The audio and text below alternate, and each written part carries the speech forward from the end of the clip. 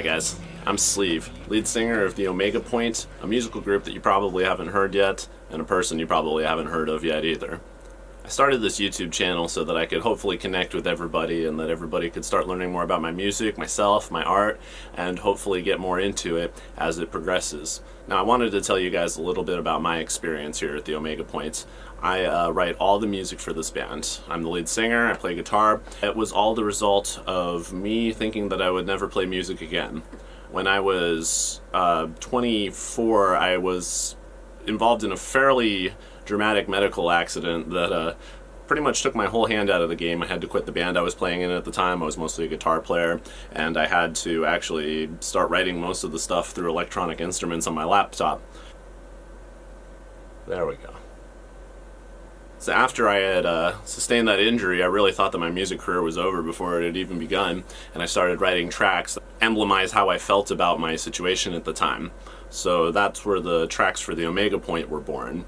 I wrote an album that consisted of 8 tracks. They were mostly about my experiences in the hospital, and I was really using my music as therapy sessions in order to try and feel better about my situation. That was in 2010, that was a few years ago. So now times have changed, and I am actually realizing that the music that I wrote in that time period was very good, it was very personal, it meant a lot to me, but it wasn't what I was trying to make this band.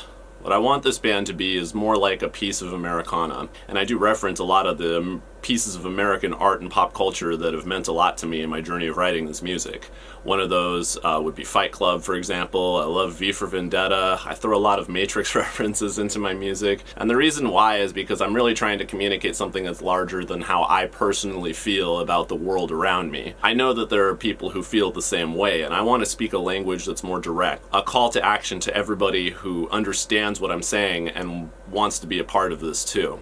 I want everybody to have individual experiences that they've all brought to the music, their own individual stories, and they're able to bring those stories together, and maybe through that cathartic process we can all start to heal together as we listen to music and we start to understand what it is that we want, who we are, and where we're going. So that's what inspired the second album that I started to write to replace my original 8 tracks. The 8 tracks were on an album that I'm now going to be calling Zero, and I'm only going to be selling those original 8 tracks through a very limited run. There's only going to be about 500 copies of the CD and LP.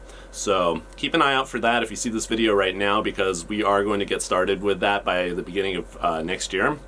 And if you're one of the people who saw this video and thought that it sounded like at least an interesting album with an interesting story behind it, I really hope that you'll spend some time and check it out when it comes out. It's going to be a little bit harder to find because the main project that I'm working on is my full-length release for the Omega Point that I've been writing in pre-production right now. So I'm writing an album called Oros. It's the Omega Point Part 1. And this album has meant more to me than anything I've ever written because I saw exactly how people responded to the original tracks.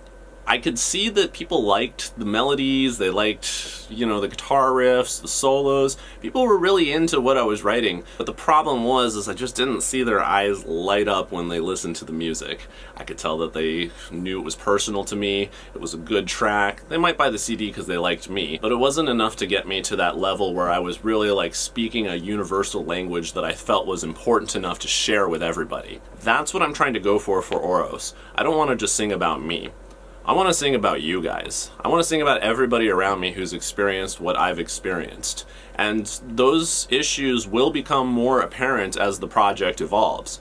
But for right now, I'd just like to say, if you are watching this video and you resonate with anything that I've said so far, I'm going to be giving more pieces of what this art and what this music means to me.